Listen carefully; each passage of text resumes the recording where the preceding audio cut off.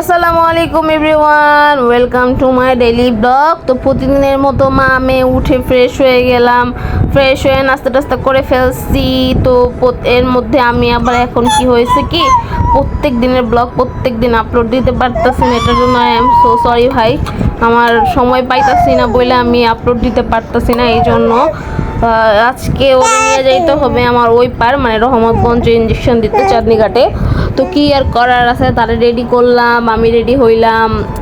তারে বলতেছিলাম আম্মু আসো তোমাকে একটু রেডি করে দেই। তো তারে রেডি কইরা আমিও বোরখা টোরখা পইরা ফেললাম, যেহেতু আমার একা যাইতে হবে ওই পার, ওর বাবা দোকান ফেলে যাইতে পারবে না, তো কিছুই করার নাই ভাই। তারপর আর কি তারে রেডি কইরা তারে বলতেছিলাম চলো চলে যাই আমরা টিকা দিতে। তো তারে বলছিলাম যে এই কার্ডটা দিয়েই তোমাকে আজকে টিকা দেবে।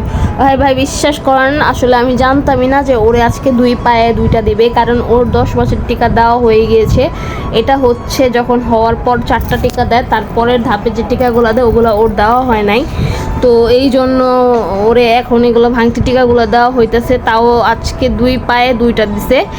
আগামী 29 তারিখে মানে আগামী মাসে আবার দিবে হচ্ছে আরও মনে হয় 2টা, যাই হোক। তো এই জন্য কি আর করার আছে, কিছুই করার নাই। টিকা না খাইলে তো আবার শক্তি হবে না, শক্তি না হইলে আবার কি বলবো, মজা করছি, যাই হোক কিছু বলার নাই। তো আর কি লঞ্চে সে কোনো মতে মজা করতে গেছে, কিন্তু লাস্ট পর্যায়ে কান্না করে দিয়েছে, কারণ সে ভাই এত পয়সা থাকতে পারে না। হ্যাঁ, তারে যদি আমি ঘুরা নিয়ে যেতাম, যেমন আমি তারে কেলার মোড় দিয়ে ঘুরায় নিয়ে যেতাম, তা হয় সে অনেক রিল্যাক্সে থাকতো। তাও একটা বাচ্চা ছিল যাওয়ার সময়, এই জন্য আর কান্নাকাটি করে না। আসার সময় অনেক প্যারা দিছে আমার এই বাসায় আসার সময় রে ভাই।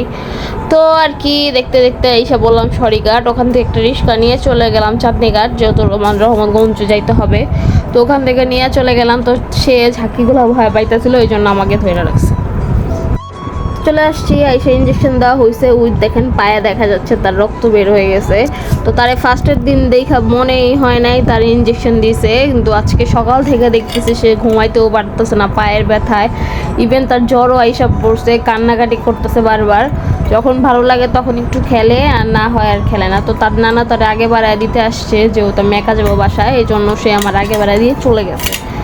তো আর কি, তো মেয়ে উঠে লঞ্চ চলে আসলাম, কিন্তু আসার সময় অনেক কান্নাকাটি করছে, যেহেতু আসার সময় কেউই ছিল না, সব হচ্ছে পুরুষ মানুষ ছিল, এই জন্য অনেক কান্নাকাটি করতেছিল। কোনো বাচ্চা টাচ্চা থাকলে হয়তো বা এমনটা করতো না। তো দেখতে দেখতে বাসায় চলে আসলাম। আসার পর তারে বলতেছিলাম ও কান্নাকাটি কইরো না, আমি তোমাকে মেলায় নিয়ে যাব।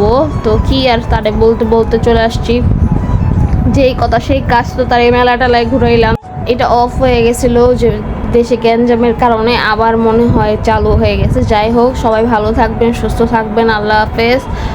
নেক্সট ভিডিওর জন্য অপেক্ষা করুন, যেহেতু আমি এখন টাইম মতো ডেলি ব্লগ আপলোড দিতে পারি না।